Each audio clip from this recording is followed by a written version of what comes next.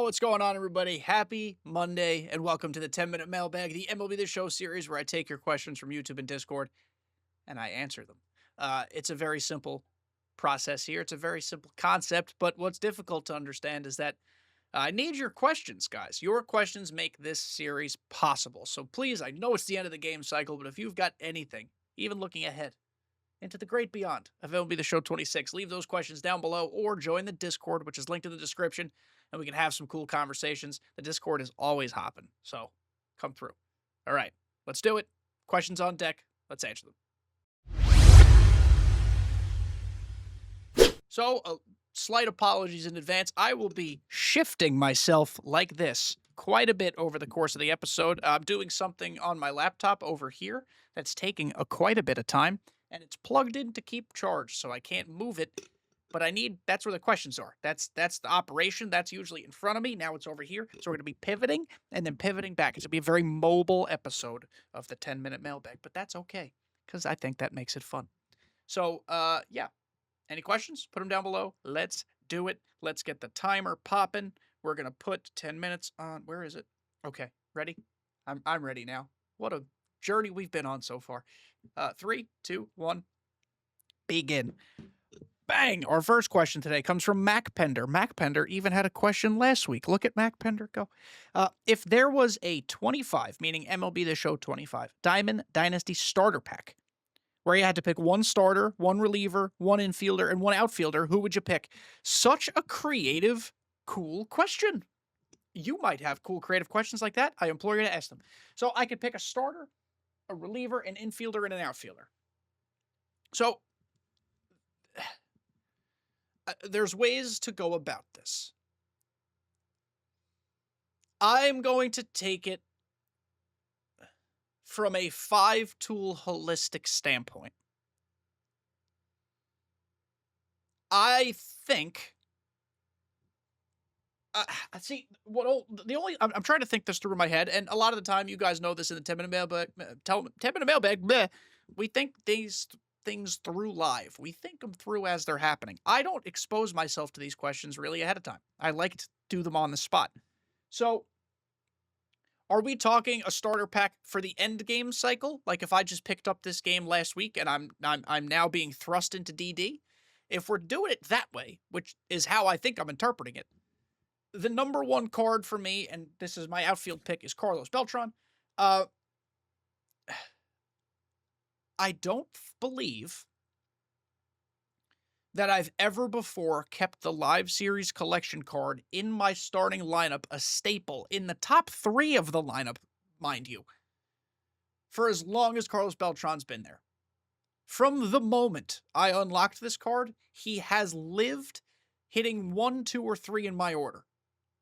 From the moment. And I got him within the first 3 weeks to a month of the game being out. He is not the best center fielder on paper anymore, but he's damn close. He's a 5-tool guy with incredible fielding and speed. He gets to everything. He hits the ball over the fence. He makes plenty of contact. He's a switch hitter with an incredible swing, and we know how important switch hitters are this year. I think if we're talking DD starter pack, where you hit the ground running, there were no other rules for this. I'm picking Carlos Beltran. He's my outfielder. For infield, I'm not sure. I'm truly not sure. It might even be somebody I don't have.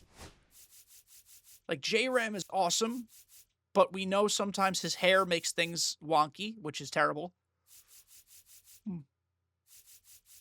Sorry, just held in a yawn. It's okay. I'm tired. Ellie, same thing, though. He's got the hair issue, which, again, stupid. Cattell, hair issue, but he's so good. And first base, this is the first time all year I've had a first baseman I love, and it's Vladimir Guerrero Jr. First base is a very difficult one for me. I think, even though he's got the hair issue, this J-Ram is out of this world. I'm hitting 449 with this guy in 107 at-bats. Does everything you need him to. Max vision, max clutch, great in the field, good speed, very good speed, can steal bags. I'm going to go J-Ram. And I hate that we have to go switch hitter, but look, it's MLB The Show 25, and, like, That's where we are. So Beltran's my outfield starter pack card. J-Ram is my infield starter pack card. I would love if you guys could answer this question for you, for myself, for me, for the community in the comments. I think it's a cool question, and it might actually help people out. Now for starters and relievers. All right, let's do a reliever first.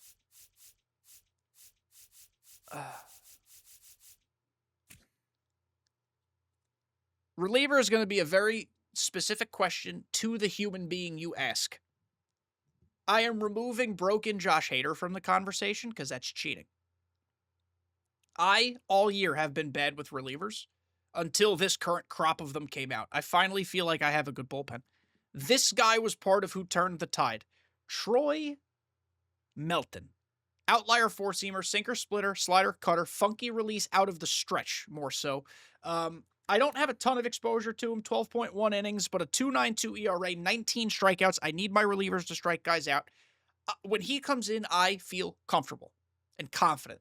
Plus, he's got 48 stamina off rip with incredible hit per nine, incredible K per nine, incredible clutch.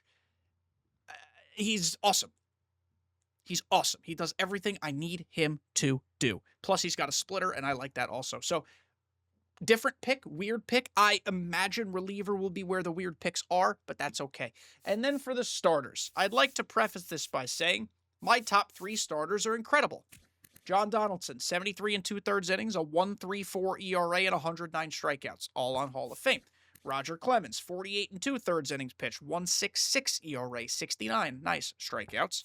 And then Al Leiter, 57 1/3, 2.2 ERA, 81 strikeouts. These three guys are automatic. Any one of them would be awesome. But you'd be an idiot if you have them to not say John Donaldson. And this is where my answer gets disappointingly obvious. But this is the best pitcher to ever exist in this game. And I'd love if we stopped getting his cards because he's so hard to think. At least they made him difficult to get this year. This is the best pitcher in the game. Best pitcher that probably has ever been in the game. So I would say Beltran, J-Ram, John Donaldson, Troy Melton. Which one of these idiots doesn't belong here? Answer this question in the comments. This one's a lot of fun. Moving over. Mac Pender, you killed it. Nice question again. 2 weeks in a row on air. Next question from MLB Fan 12. Not 11.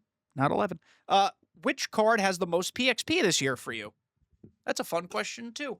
And we're going back to our old friend, Carlos Beltran. He has never left my lineup. So, he has 85,000 PXP. I could P5 this guy 10 times. He could be parallel to 11, right? No, 10.5. He could be parallel 10.5. I have 853 at-bats with him, and I'm still hitting 340 with 88 ding-dongs, 162 RBI, 59 steals, only 6 caught stealing, 24 walks. He's awesome, man. He's my favorite collection card ever. I would imagine he is going to be most people's answer. He was your answer. You had, looking back, basically 49,000 PXP. He's going to be a lot of people's answers. I think the other Cal Raleigh might have a lot for me. 17,000. I think that's more than everybody else on my team. It is.